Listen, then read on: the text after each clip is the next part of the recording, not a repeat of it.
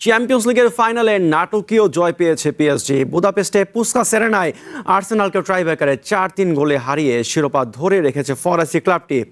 ম্যাচের শুরুতেই আগ্রাসন দেখায় আর্সেনাল। 6ষ্ঠ মিনিটে কাই হাভার্টসের গোলে লিড পায় গানাররা। ফার্স্ট হাফে সেই লিড ধরে রাখে আর্তেতা বাহিনী। সেকেন্ড হাফে ম্যাচে ফেরে পিএসজি। 65 মিনিটে পেনাল্টি থেকে গোল করে সমতা আনেন উসমান দেমবেলে। এরপর দুই দলই কয়েকটি সুযোগ পেলেও কাজে লাগাতে পারেনি। ম্যাচের ভাগ্য নির্ধারণ হয় টাই ব্রেকারে, আর এই সুযোগ কাজে লাগাতে ভুল করেনি প্যারিসিয়ানরা। আর্সেনালের এভারেজে এজে ও গ্যাব্রিয়েল পেনাল্টি মিস করেন। সেই সুযোগ কাজে লাগিয়ে 4-3 ব্যবধানে জয় তুলে নেয় পিএসজি। এই জয়ে টানা দ্বিতীয়বারের মতো চ্যাম্পিয়ন্স লিগে শিরোপা জিতল পিএসজি। অন্যদিকে ইউরোপ সেরা হওয়ার স্বপ্ন অপূর্ণ হয়ে থাকলো আর্সেনালের।